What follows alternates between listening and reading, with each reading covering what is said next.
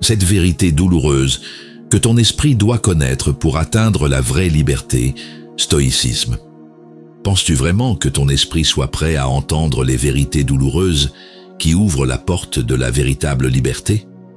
Pas celles qu'on aime écouter, mais celles qui bousculent, qui dérangent, qui forcent à regarder en face ce que l'on fuit depuis trop longtemps. Ces vérités-là ne caressent pas ton ego, elles le dépouillent jusqu'à ce qu'il n'en reste que l'essentiel. Tu sais sourire alors que tout brûle en toi. Tu joues ton rôle dans le monde, mais à l'intérieur, tes émotions dictent tes gestes et tes pensées. La colère te surprend sans prévenir, l'angoisse s'invite au milieu d'une journée ordinaire, et parfois même la joie semble n'être qu'un masque fragile qui se fissure au premier choc. Dans ces moments, tu te sens seul. On te dit que c'est normal, que tout le monde vit ça. Mais au fond de toi, une voix persiste. Il doit exister autre chose qu'une vie menée par des impulsions incontrôlées. Cette intuition trouble ton esprit car elle ressemble à une promesse, celle d'une liberté que tu n'as jamais vraiment goûtée. Combien de temps veux-tu encore attendre avant d'affronter ce qui t'enchaîne? Chaque jour passé à remettre cette confrontation est un jour perdu pour ta propre paix intérieure. Le stoïcisme n'est pas une idée abstraite dans des livres anciens. C'est une arme silencieuse contre les tempêtes de l'âme, prête à être maniée aujourd'hui, pas demain. Ce malaise n'est pas une malédiction mais un signal précieux. Il te montre où tourner le regard pour retrouver ton équilibre. Ce n'est pas une faiblesse d'y prêter attention, c'est un acte de lucidité et de courage. Apprendre à voir ces vérités douloureuses comme des alliés est le premier pas vers la véritable liberté intérieure. Comme l'écrivait Épictète, personne n'est libre s'il n'est pas maître de lui-même. Ici, sur le stoïcisme révélé, nous explorons ces enseignements éternels et les traduisons pour notre époque afin que chacun puisse reprendre possession de son esprit et goûter à cette liberté dont parlent les sages. Si ce que tu entends résonne en toi, abonne-toi à notre chaîne Le Stoïcisme Révélé et laisse-nous un like sous cette vidéo. Partage en commentaire ce qui, selon toi, est la vérité la plus difficile à accepter, mais aussi la plus libératrice que tu aies rencontrée. Et si tu connais quelqu'un qui cherche désespérément un chemin vers sa propre paix intérieure, partage-lui cette vidéo. Elle pourrait bien être le point de départ d'une transformation profonde. Osons entrer dans la première vérité, reconnaître que ton esprit n'est pas toujours ton allié sur le chemin de la véritable liberté. Il y a des vérités douloureuses que l'on préfère ignorer, comme celle qui dit que notre propre esprit peut devenir notre pire adversaire. Il suffit parfois d'une pensée pour déclencher une tempête intérieure qui nous éloigne de la paix recherchée. Le stoïcisme nous invite à observer ces mouvements mentaux et à nous demander « Est-ce moi qui pense ou mes pensées qui me possèdent ?» Cette question ouvre la porte vers une compréhension plus profonde de notre rapport à nous-mêmes. Imagine-toi dans un magasin bondé, cherchant un article précis, alors qu'un employé t'indique maladroitement que ce que tu veux n'est plus disponible. Une irritation monte, presque mécaniquement, et ton corps se tend. Tes épaules se crispent, ta respiration s'accélère et tu sens une chaleur envahir ton visage. Ce n'est pas seulement la situation qui te dérange, c'est l'emballement de tes propres réactions. Marc Aurèle affirmait « Ton esprit prendra la forme de ce à quoi tu l'exposes continuellement ». Ici, le problème n'est pas l'employé ni le produit manquant, mais la manière dont ton mental choisit d'y réagir. Plus tu nourris l'irritation par des pensées répétées, plus elle devient réelle et solide. Le premier geste stoïcien est donc de reconnaître cette mécanique avant qu'elle ne s'emballe. Il est naturel de ressentir de la frustration dans certaines situations. Ce n'est pas une faute morale, mais il est dangereux de laisser ces émotions guider chacune de nos décisions comme si elles détenaient toute vérité. L'observation lucide permet déjà un début d'émancipation. Voir sans juger, constater sans se laisser happer. C'est ici que commence le détachement salvateur. Sénèque disait « Nous souffrons plus souvent dans notre imagination que dans la réalité ». En te souvenant de cela, face à une contrariété, tu peux choisir consciemment de ne pas alimenter l'histoire dramatique que raconte ton mental. Remplacer cette réaction par une pause silencieuse devient alors un acte concret vers la véritable liberté. Chaque fois que tu brises ce cycle, tu affaiblis les chaînes invisibles qui t'entravent. Plus tard, au sein d'un repas familial animé, tu remarques qu'un proche tente maladroitement d'imposer son opinion sur un sujet sensible. Tu sens poindre en toi le même réflexe défensif qu'auparavant, en magasin. Mais cette fois-ci, tu restes calme. Au lieu d'argumenter vivement, tu écoutes avec curiosité et réponds avec mesure. La surprise se lit sur les visages, quelque chose en toi a changé. Reconnaître que notre mental n'est pas toujours un allié n'a rien d'une condamnation. C'est une libération déguisée en constat exigeant.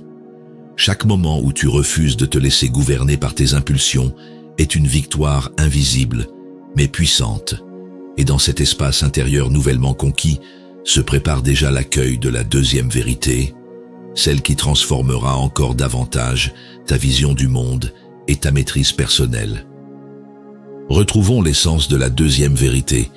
Accepter que la douleur intérieure est parfois la seule porte vers la paix durable. Il y a des vérités douloureuses qui se refusent à nous tant que nous cherchons à les fuir. La souffrance intérieure semble être une ennemie, alors qu'elle peut devenir un maître silencieux vers la véritable liberté. Le stoïcisme nous apprend à ne pas craindre ce qui blesse notre ego, mais à comprendre ce que cette blessure révèle de notre esprit. Alors, plutôt que de détourner le regard, osons poser la question. Et si cette douleur était le chemin? Imagine-toi au travail, apprenant qu'un projet sur lequel tu as investi toute ton énergie est confié à quelqu'un d'autre sans explication claire. Ton ventre se noue, tes mains tremblent légèrement et un goût amer envahit ta bouche. Tu ressens une injustice profonde qui brûle derrière tes yeux. C'est dans ces instants précis que l'émotion brute t'envahit, te laissant face à ce tumulte intérieur. Sénèque disait « Ce n'est pas parce que les choses sont difficiles que nous n'osons pas, c'est parce que nous n'osons pas qu'elles sont difficiles. » Ce déplacement soudain de ton travail n'est peut-être pas une attaque personnelle, mais ton mental l'interprète comme telle. Le stoïcisme t'invite ici à questionner cette interprétation. Est-ce vraiment l'événement qui te fait souffrir ou le sens que tu lui donnes? En détachant le fait brut de l'histoire émotionnelle que tu y attaches, tu commences déjà à reprendre le contrôle. Reconnaître cette peine ne signifie pas s'y complaire, c'est admettre son existence pour en percer le message. La douleur pointe souvent vers un attachement excessif ou une attente irréaliste.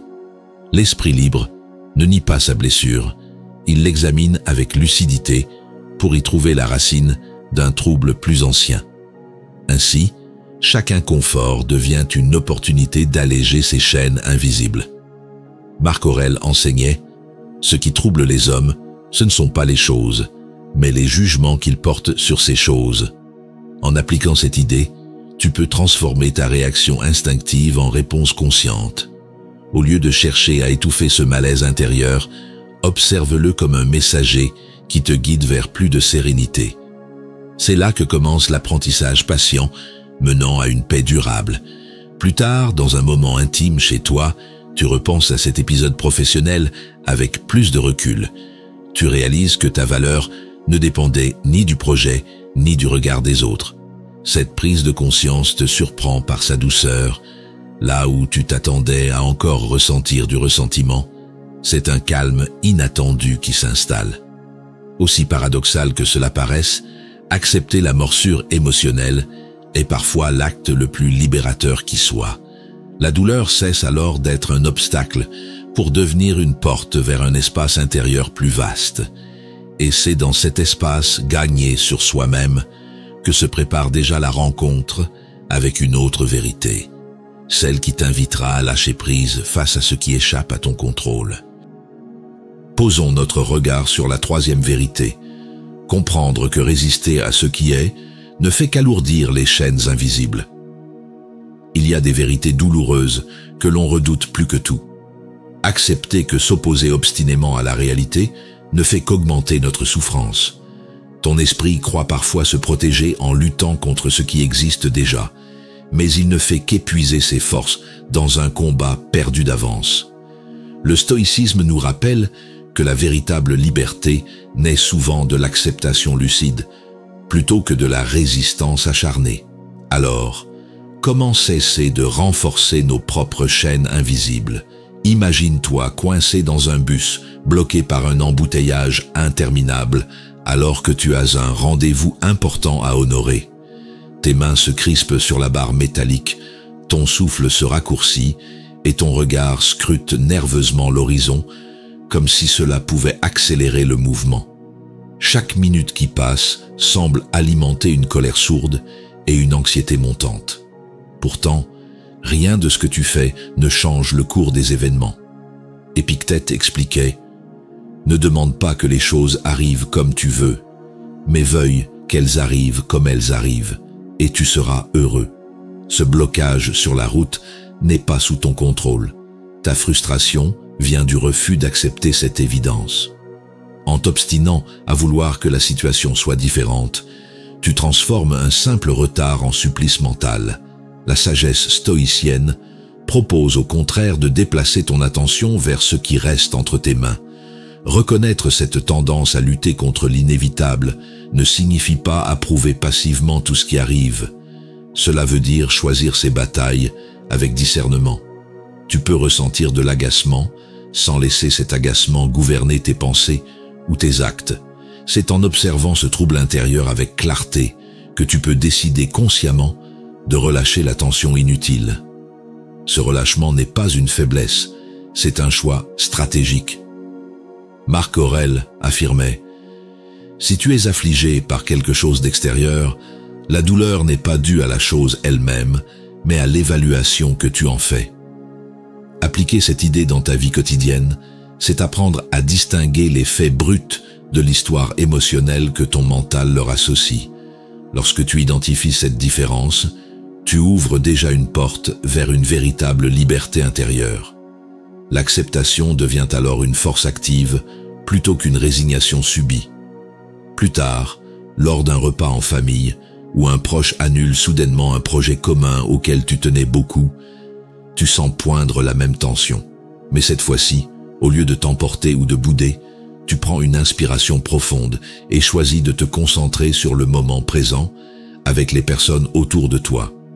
La surprise dans leur regard te confirme qu'un changement s'est amorcé en toi. Tu découvres qu'il est possible d'accueillir ce qui est sans alourdir ton cœur. Comprendre que résister à la réalité renforce nos chaînes invisibles est une révélation exigeante mais libératrice. Chaque fois que tu choisis consciemment d'accepter ce qui échappe à ton contrôle, tu récupères une part précieuse de ton énergie mentale. C'est ainsi que se construit peu à peu un espace intérieur où règne calme et lucidité. Et dans cet espace apaisé se prépare déjà la prochaine vérité, celle qui t'invitera à regarder différemment le besoin irrépressible de tout contrôler. Marchons avec la quatrième vérité, voir que la véritable liberté commence quand on cesse de vouloir contrôler l'incontrôlable. Parmi les vérités douloureuses que l'on rechigne à admettre, il y a celle-ci. Une grande partie de notre souffrance vient de notre obsession à tout maîtriser. Ton esprit s'accroche aux détails, veut façonner chaque résultat comme si l'univers devait se plier à ta volonté. Mais le stoïcisme nous interroge. Et si cette quête de contrôle était en réalité une prison invisible? Accepter cette idée, c'est déjà entrouvrir la porte vers une autre forme d'existence. Imagine-toi avec des amis proches lors d'une sortie prévue depuis longtemps, quand soudain, un imprévu annule l'activité principale que tu attendais. Ton ventre se serre, un mélange de frustration et de déception monte, et tu sens tes épaules se raidir. Les discussions autour de toi continuent, mais ton attention reste figée sur ce qui ne se fera pas. Plus tu y penses, plus le goût amer envahit ta soirée. Sénèque affirmait « Ce n'est pas parce que Les choses arrivent contre notre gré, qu'elles sont mauvaises. Cette phrase te rappelle que ce changement de programme n'est pas intrinsèquement négatif. C'est ton interprétation qui le rend pesant. Le stoïcisme t'invite à observer cette réaction sans t'y attacher et à voir comment ton jugement façonne ton malaise. Ainsi, tu ouvres la possibilité d'agir différemment. Reconnaître ton envie de contrôler chaque élément ne signifie pas te juger durement. C'est admettre que ce réflexe est humain, mais qu'il peut t'éloigner d'un équilibre intérieur plus solide. L'illusion de maîtrise t'empêche souvent d'apprécier ce qui est déjà là. Relâcher cette tension devient alors un acte conscient vers plus de sérénité. Marc Aurèle enseignait « Adapte-toi aux choses parmi lesquelles le destin t'a placé ». En appliquant cela dans ta vie, tu choisis volontairement de te tourner vers ce qui dépend encore de toi, ta façon de vivre ce moment différemment. La véritable liberté prend racine lorsque tu rediriges ton énergie vers ce qui est entre tes mains plutôt que contre l'incontrôlable. C'est un entraînement quotidien pour ton mental. Plus tard, dans un cadre familial chaleureux mais imprévu, une visite surprise d'un proche, tu ressens une pointe d'agacement car cela bouscule ton organisation. Pourtant, au lieu de t'enfermer dans cette contrariété, tu souris et engages la conversation avec curiosité. Rapidement, la gêne laisse place à un échange profond et inattendu. Tu réalises que lâcher prise a ouvert la voie à un moment précieux. Apprendre à cesser de vouloir tout contrôler n'est pas renoncer à agir. C'est choisir où investir tes forces avec discernement.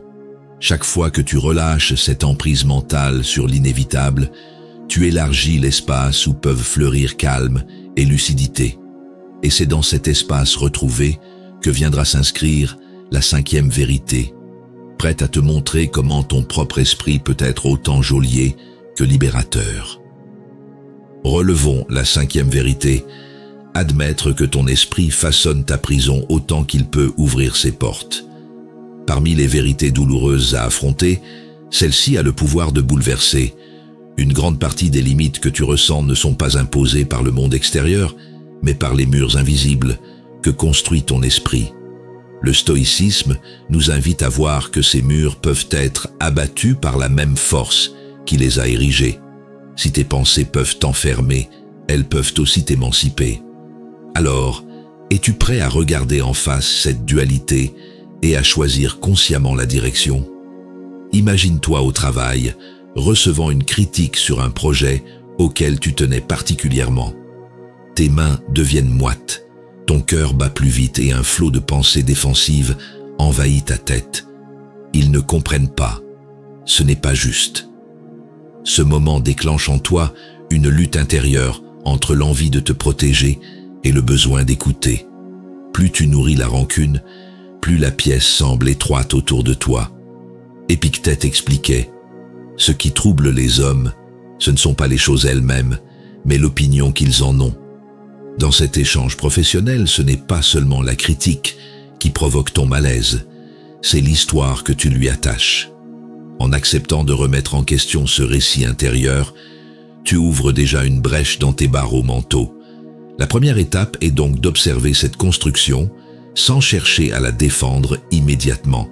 Reconnaître que notre mental façonne nos limites ne signifie pas s'accuser ou se juger durement. C'est comprendre avec bienveillance que ce mécanisme est naturel, mais qu'il peut être dompté. Il est possible de transformer un réflexe d'autodéfense en curiosité active. Et c'est dans cette curiosité que naît l'espace nécessaire pour reconstruire autrement. Marc Aurèle affirmait « L'âme prend la couleur de ses pensées ». En choisissant délibérément des pensées qui allègent plutôt que des jugements qui alourdissent, tu transformes ta perception du monde et avances vers une véritable liberté intérieure. Une critique devient alors un outil d'affinage plutôt qu'une attaque personnelle. C'est un choix conscient de remplacer tes murs par des portes. Plus tard, lors d'un moment familial simple, partager un repas avec des proches, quelqu'un te rappelle un souvenir embarrassant du passé. Tu sens la chaleur monter dans tes joues, comme autrefois au travail. Mais cette fois-ci, Tu souris et participes à la plaisanterie sans te refermer. La légèreté qui suit étonne autant ton entourage que toi-même. Tu viens d'agir depuis cet espace libéré. Admettre le rôle central de ton esprit dans ta propre captivité est exigeant mais profondément libérateur. Chaque fois que tu choisis d'orienter ta pensée vers l'ouverture plutôt que vers la fermeture, tu agrandis l'horizon intérieur où peut fleurir ta paix. Et dans cet espace agrandi se prépare déjà la 6e vérité, prête à t'enseigner comment le détachement peut devenir un ancrage plus profond encore. Écoutons ce que dit la 6e vérité. Découvrir que le détachement n'est pas un abandon, mais un ancrage plus profond. Parmi les vérités douloureuses, il en est une qui heurte souvent. Croire que se détacher revient à renoncer. Ton esprit assimile parfois le lâcher-prise à une forme de défaite, alors qu'il peut être l'acte le plus solide vers la véritable liberté. Le stoïcisme invite à voir que la distance émotionnelle n'est pas une fuite, mais un moyen d'observer sans se perdre dans la tempête. La question devient alors, et si prendre du recul était en réalité la façon la plus engagée d'habiter sa vie? Imagine-toi dans un contexte professionnel où un collègue élève soudainement la voix lors d'une réunion tendue. Tes muscles se contractent, ton souffle se bloque et une chaleur monte dans ta poitrine. L'envie de répondre sur le même ton est immédiate, presque mécanique. Pourtant, au fond de toi, une petite voix te suggère qu'il existe un autre chemin que celui de l'escalade verbale. Épictète disait « Celui qui s'attache aux choses extérieures se rend esclave de ce qui ne dépend pas de lui ». Cette phrase éclaire la scène. Réagir à cette provocation reviendrait à remettre ton équilibre entre les mains d'autrui. Le stoïcisme t'encourage ici à revenir à toi-même, à retrouver ton centre avant toute réponse. Ce n'est pas ignorer l'offense, c'est refuser qu'elle prenne les commandes. Reconnaître cette tension en toi ne signifie pas te juger pour l'avoir ressentie. C'est admettre qu'elle est humaine et naturelle, tout en choisissant consciemment comment y répondre. Le détachement devient alors une posture active, celle qui te permet d'agir avec discernement plutôt que sous l'emprise du trouble intérieur. C'est un choix qui demande courage et pratique. Marc Aurèle enseignait « La tranquillité parfaite consiste à rester debout et droit, sans être tiré ni d'un côté ni de l'autre. » En appliquant cela, tu comprends que cette paix intérieure ne dépend pas des circonstances, mais de ta position face à elles. Cultiver cette stabilité est une voie vers l'ancrage profond dont parle cette vérité. Et chaque fois que tu pratiques cet art du recul conscient, tu t'approches davantage d'une liberté authentique.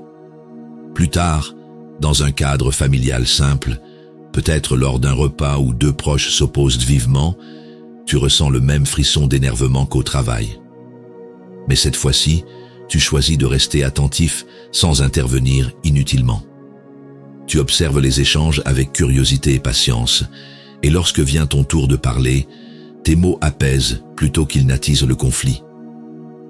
Découvrir que le détachement n'est pas synonyme d'abandon transforme profondément ta relation au monde. Tu apprends à être présent sans t'accrocher aux issues incertaines ni aux émotions passagères. Et dans cet espace plus vaste et solide en toi se prépare déjà la 7e vérité, celle qui t'invitera à accueillir le silence intérieur comme source première de force tranquille. Plaçons la lumière sur la 7e vérité, accueillir le silence intérieur comme l'espace où naît la force tranquille. Parmi les vérités douloureuses que ton esprit rechigne à accepter, il y a celle-ci. Le silence intérieur n'est pas un vide menaçant, mais une source immense de stabilité. Nous passons tant de temps à remplir chaque espace mental par peur de nous retrouver face à nous-mêmes. Pourtant, le stoïcisme enseigne que la véritable liberté s'enracine dans cette quiétude lucide. Es-tu prêt à explorer ce terrain paisible où se construit une force qui ne dépend d'aucun tumulte extérieur? Imagine-toi dans un wagon de métro bondé, Les conversations se superposent, les annonces résonnent et les vibrations du train bourdonnent sous tes pieds. Tu fixes un point devant toi pour échapper au chaos visuel, mais ton esprit continue de rebondir d'un bruit à l'autre. Une tension sourde s'installe dans ta nuque et ton souffle devient superficiel. C'est alors que tu réalises combien il est difficile de trouver du calme au milieu du vacarme ambiant. Sénèque affirmait « Celui qui vit en paix avec lui-même vit en paix avec le monde ». Dans ce métro saturé de stimulation, cette phrase prend tout son sens. Attendre que le silence extérieur vienne apaiser ton agitation est illusoire. La sérénité naît d'une décision intérieure, non des circonstances. Le stoïcisme t'invite ici à te retirer mentalement du tumulte pour retrouver un espace clair en toi. Reconnaître la valeur de cette tranquillité ne signifie pas renoncer aux interactions ou aux défis du quotidien. C'est admettre que sans ce socle paisible, chaque événement extérieur risque d'ébranler ton équilibre. En cultivant cet ancrage intime, tu réduis l'emprise des bruits et des agitations sur tes réactions. Ce choix devient une discipline douce, mais constante.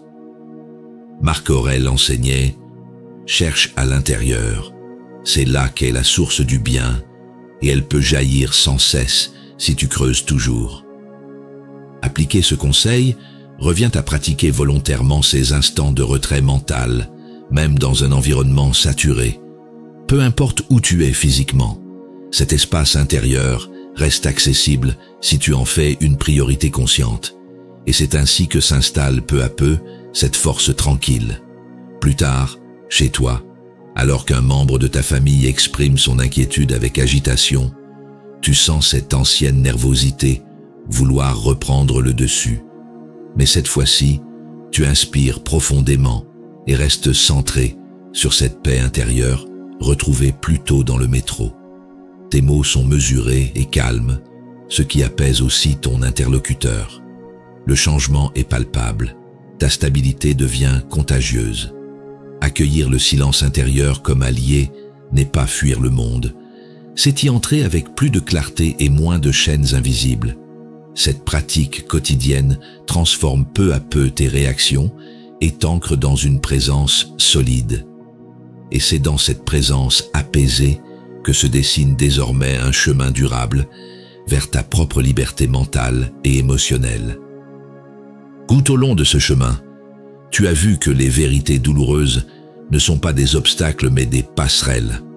Elles t'ont confronté à la lucidité de reconnaître ce qui dépend vraiment de toi et à l'acceptation de ce qui échappe à ton contrôle. Pas à pas, ton esprit a appris à se délester des illusions qui l'alourdissaient pour retrouver une présence plus juste. C'est ainsi que se construit une véritable liberté. Non dans la suppression des épreuves, mais dans la maîtrise de soi face à elles. Cette transformation stoïcienne est moins un triomphe éclatant qu'un ajustement silencieux vers plus de discernement et de sagesse. Désormais, tu sais qu'il est possible de rester debout au milieu des tempêtes sans te laisser emporter par elles. Comme le rappelait Marc Aurèle, « Ce qui trouble ta vie, ce n'est pas ce qui t'arrive, mais l'opinion que tu t'en fais. » Cette compréhension n'est pas seulement une idée, c'est un entraînement quotidien où le détachement devient force et la paix intérieure compagne fidèle.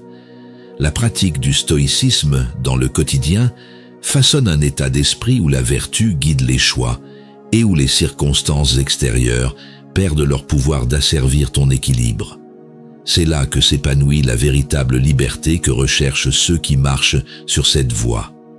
Si cette exploration résonne en toi, sache que notre communauté sur le stoïcisme révélé existe pour partager et incarner cette sagesse dans nos vies modernes. T'abonner, laisser un like ou un commentaire ici n'est pas un simple geste numérique, c'est un engagement libre envers ton propre cheminement philosophique. Partager cette vidéo avec quelqu'un en quête d'apaisement intérieur peut être un acte de bienveillance aussi concret que d'offrir un conseil précieux. Ensemble, nous faisons vivre une école de sagesse où chaque échange nourrit l'esprit et fortifie la route vers la véritable liberté intérieure. Rappelle-toi, la sagesse n'est jamais acquise une fois pour toutes. Elle se cultive chaque jour comme on entretient un feu discret qui réchauffe sans brûler. Continue d'écouter ces vérités douloureuses avec courage, car elles sont les gardiennes silencieuses de ta liberté durable.